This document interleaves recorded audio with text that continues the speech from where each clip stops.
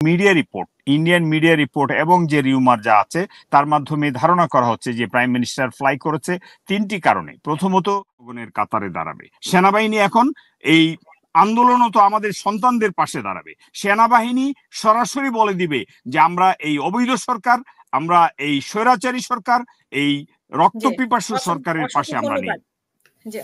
6 জনের লাশ নিয়ে যখন মিছিল করলো ছাত্ররা, তারপরেও তার সুযোগ ছিল, তখনও সে কোর্ট দেখাচ্ছে, তার মন্ত্রীরা কোর্ট দেখাচ্ছে, আইন দেখাচ্ছে, যে আইনকে, যে কোর্টকে অলরেডি নেটিজেনরা পেটিকোট ছাড়া আর কিছু বলে না। সুতরাং আজকে আমি যে বিষয়টা বলতে চাচ্ছি যে সেনাবাহিনী এই মুহূর্তে মাঠে থেকে যে কাজটা করছে, তাদের যে নিউট্রাল ভূমিকা, তারা যে কিছু করছে না, একটা গুলিও করে নেই, এটি সরকারের পরাজয়, এটি সরকারের ব্যর্থতা। সরকারকে বুঝিয়ে দিচ্ছে সেনাবাহিনী যে আমরা আপনাদের সাথে আছি। গত রাতে 10টার দিকে একজন সায়েন্টিফিক অফিসার, তিনি 3টি পোস্ট ডক্টরেট করেছেন, তিনি পিএইচডি করেছেন, very credible, 39 years age, matured একজন সায়েন্টিফিক অফিসার। তার চিফ সায়েন্টিফিক অফিসারের অপারেশন রুমে বসে তিনি একটি অনুসন্ধিৎসু চোখ রাখছিলেন কয়েকটা সাইটে। তিনি দেখতে পেলেন, একটি তথ্য দেখতে পেলেন, সেটি আমি আপনার মাধ্যমে জাতিকে জানাতে চাই, যে 16 তারিখে একটি প্রাইভেট জেট ঢাকা এয়ারপোর্টে ল্যান্ড করে, সেই প্রাইভেট জেটটি 17, 18, 19 তারিখে ফ্লাই ব্যাক করে। এটি রাশিয়ান প্রাইভেট জেট, এটি সাইটে এখনো আছে, এই সাইটের রেফারেন্স দিয়েছে সায়েন্টিফিক অফিসার, আমি সেই সাইট রেফারেন্সও দেখেছি। যে গুজব ছিল চারিদিকে যে প্রাইম মিনিস্টার শেখ হাসিনা বাংলাদেশ ত্যাগ করেছে, এটি বিভিন্ন পত্রপত্রিকায়, আমি বেশ কিছু সকালেও ইন্ডিয়ান কিছু পত্রপত্রিকার সাথে কথা বলেছি। আমি বাংলাদেশে বিশেষ করে সেনাবাহিনীর যে বিভিন্ন সোর্স আছে, গোয়েন্দা সংস্থার সোর্স আছে, আমার যারা কলিগ আছে, বন্ধু বান্ধব আছে, তাদের সাথে আমি টরন্টোতে কথা বলেছি, আমেরিকায় কথা বলেছি এবং অস্ট্রেলিয়াতে কথা বলেছি, যাদের রেফারেন্স শুনতে পেরেছি। আমার কাছে সবচেয়ে অথেন্টিক মনে হয়েছে এই প্রাইভেট জেটটি যে ফ্লাই করলো, সেটি আবুধাবিতে ল্যান্ড করেছে, ল্যান্ড করে তারপর কনভো এয়ারপোর্ট রাশিয়ায় যে এটি শেষ করেছে তার ফ্লাইট। সুতরাং এই কবে গিয়েছে? এটা 16 তারিখে এসেছে, 19 তারিখে গিয়েছে। 19 তারিখে গিয়েছে। এই এক্সক্লুসিভলি এই যে 4 দিন এখানে ছিল, বাংলাদেশে ছিল, সেটি কেউ জানে না এবং কোনো রেফারেন্স, কোনো ধরনের তথ্য উপাত্ত কিংবা মিডিয়ার মাধ্যমে সেটি এক্সপোজ হয় নাই। এই সায়েন্টিফিক অফিসার আমাকে বলে, তার নিজের রেফারেন্সও দিয়েছে এবং সে আমাকে কানেক্ট করেছে, বিকজ একজন আমারই পরিচিত, আমাদেরই একজন প্রফেশনালসের সন্তান সে। সুতরাং সেও অন্তর্জালায় ভুগছে। এই লক্ষ কোটি মানুষ যেমন অন্তর্জালায় ভুগছে, তেমনি সেও অন্তর্জালায় ভুগছে। Media report, Indian media report এবং যে রিউমার যা আছে তার মাধ্যমে ধারণা করা হচ্ছে যে প্রাইম মিনিস্টার ফ্লাই করেছে তিনটি কারণে। প্রথমত, সে এই যে নাটক সৃষ্টি করলো, যে পরিপত্রের মাধ্যমে 18তে যা তুলে দিল, সেটিকে আবার কোর্টের মাধ্যমে আবার নিয়ে এসে আবার চায়না ভিজিট থেকে এসে সাংবাদিকের প্রশ্নের উত্তরে, এই সব সময় কিন্তু সাংবাদিক ফোরফ্রন্টে, সাংবাদিক হলো মিরর, এই যে আমাদের মিররের সম্পাদক এখানে বসে আছেন, সো এই সাংবাদিকদেরকে আবার বলা হয় ওয়াচডগ। পশ্চিমা মিডিয়া বলে দে আর দি ওয়াচডগ। সো এই ওয়াচডগরা সবখানে হানা দেয়। সেই ওয়াচডগ একজন প্রশ্ন করলো, আমার নামটা এই মুহূর্তে মনে নাই, সে প্রশ্ন করছিল খোঁচা মেরে যে তারা তো এরকম কথা বলছে। তখন তিনি বলেছিলেন, এই প্রধানমন্ত্রী তখন উচ্চারণ করেছিলেন যে মুক্তিযোদ্ধার নাতিপুতিরা পাবে না তো রাজাকারের নাতিপুতিরা পাবে। তখনই তারা গর্জে উঠলো, আমাদের সন্তানরা গর্জে উঠলো ঢাকা বিশ্ববিদ্যালয়ে। তারা প্রথম উচ্চারণ করলো, চেয়েছিলাম অধিকার, হয়ে গেলাম রাজাকার।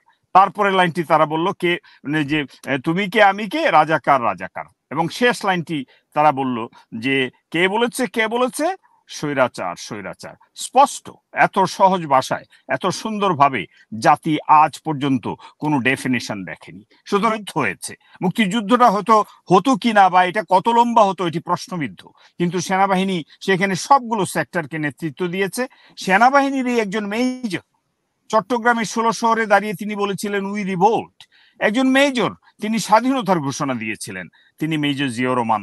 এবং আজকে এই 54 বছর পরে এসেও সেনাবাহিনীর আরো ইতিহাস আছে। 75-এ সেনাবাহিনী ঘুরে দাঁড়িয়েছিল, একটি ষড়যন্ত্র, একটি ভারতের ষড়যন্ত্রকে রুখে দিয়েছিল। আপনারা দেখেছেন এই যখন জেনারেল ওয়াকারকে সেনা প্রদান করা হয়, অর্থাৎ জেনারেল ওয়াকার আমারও 6 মাস পরে সেনাবাহিনীতে প্রবেশ করেছেন।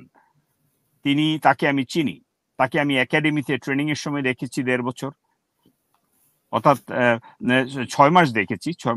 এরপরে আমি সারা 24 বছর তাকে দেখেছি বিভিন্ন ক্যান্টনমেন্টে, বিভিন্ন জায়গায়।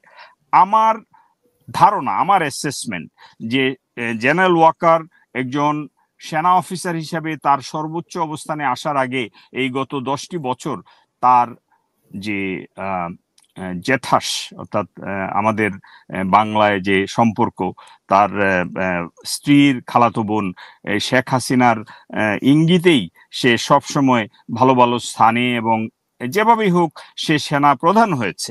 বাট এখন এটি সৌভাগ্য না দুর্ভাগ্য, এটি জেনারেল ওয়াকারের জন্য এটি কি আশীর্বাদ না অভিশাপ আমি জানি না। তবে বাংলাদেশ সেনাবাহিনী চলে সেনা প্রধানের আদেশে। আপনারা দেখেছেন গত 18টি বছর সেনাবাহিনীকে ড্যামেজ করা হয়েছে, সিরিয়াসলি ড্যামেজ করা হচ্ছে নাই। But at the same time general ওয়াকারের যে নির্দেশ, সেটি বাকি জিওসিরা বা কমান্ডিং অফিসাররা বা ব্রিগেড কমান্ডার, বাকি একজন মেজর সাহেবের এইখানে যে একটা অবস্থান, সেই অন্তর্জালা কিন্তু তারা অলরেডি প্রকাশ করেছে। এটি আমরা কালকে না পরশুদিন একটা টক শোতে মারুফ মল্লিক সাহেবের সাথে আমার কথা হচ্ছিল। এখানে আমরা একটি প্যাড দেখতে পাচ্ছি, যে প্যাডে, সেনাবাহিনীর প্যাডে যে একটি সংবাদ বের হয়েছে, সেই যে অনলাইনে ভাইরাল যে বিষয়টি, সেখানে সেনাবাহিনী অফিসারদের এই যে শত শত অফিসারের অন্তর্জালা সেটি প্রকাশ করেছে। সেনাবাহিনী অফিসাররা চায় স্পষ্ট যে এই ছাত্ররা আমাদের সন্তানরা, আমার সন্তানের মতো, তারা আমার সন্তানের চেয়েও বয়সে ছোট, এই যে সায়েন্টিফিক অফিসার, তারও হৃদয়ে কাঁদছে। সেই জন্য সে রাত্রে 10টার সময় ফোন করে আমাকে আঙ্কেল বলে বলছে যে আমি scientific officer so and so is a very chief scientific officer বা একটি ইন্টারন্যাশনাল কোম্পানির, একটি স্ট্রং কোম্পানি। সে তার অপারেশন রুমে সে খুঁজে বের করছে যে এই ফ্লাইটটা কয়দিন ছিল, এবং সেটা পৃথিবীর যে কোনো জায়গায় ফ্লাইট মুভ করে এই সাইটের মাধ্যমে এটাকে ডিটেক্ট করা সম্ভব। সুতরাং আমি বলতে চাচ্ছি যে দেশে প্রবাসে সর্বত্র সেনাবাহিনীর দিকে দৃষ্টি।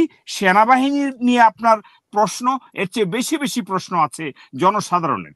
এই মুহূর্তে সেনাবাহিনীর কাছে প্রত্যাশা যে আপনারা নিউট্রাল ভূমিকা পালন করুন। আমাদের ছাত্ররা বিশেষ করে যারা আন্দোলন করছে, কোঅর্ডিনেটর এখানে ধারণা করা হয় 20 জন। আমি একটা বলতে চাই, সেনাবাহিনী নিউট্রাল ভূমিকা, সেনাবাহিনীর উচিত জনগণের পক্ষে দাঁড়ানো।